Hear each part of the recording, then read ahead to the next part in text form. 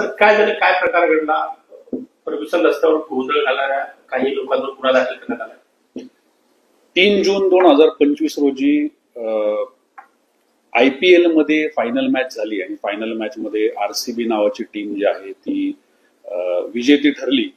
त्यानंतर पुण्यातले विविध भागातली तरुण पोरं उपद्रव माजवण्यासाठी फर्ग्युसन रोड या ठिकाणी आले.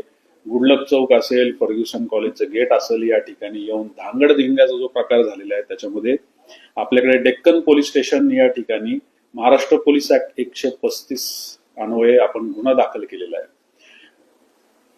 या ठिकाणी शहरामध्ये किंवा इतरत्र भागामध्ये सुद्धा ज्यावेळी अशा प्रकारची एखादी गोष्ट घडते त्यावेळी त्यासाठी विना परवानगी कुणीही मोठ्या संख्येमध्ये येऊन एखादा कार्यक्रम असेल किंवा आंदोलनाची एखादी गोष्ट असेल ही विना परवाना करू शकत नाही.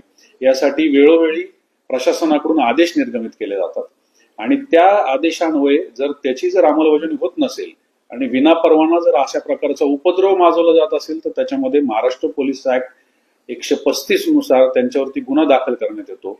30 ते 40 जणांवरती गुन्हा दाखल केलेला आहे. काही जणांवरती यापूर्वीच प्रतिबंधात्मक कारवाई पूर्ण झालेली आहे. त्यांच्या व्यतिरिक्त इतरही लोकांना आयडेंटिफाय करून त्यांना याच्यामध्ये आरोपी म्हणून निष्पन्न करून त्यांच्यावर सुद्धा माननीय न्यायालयामध्ये खटला दाखल करण्यात येणार आहे.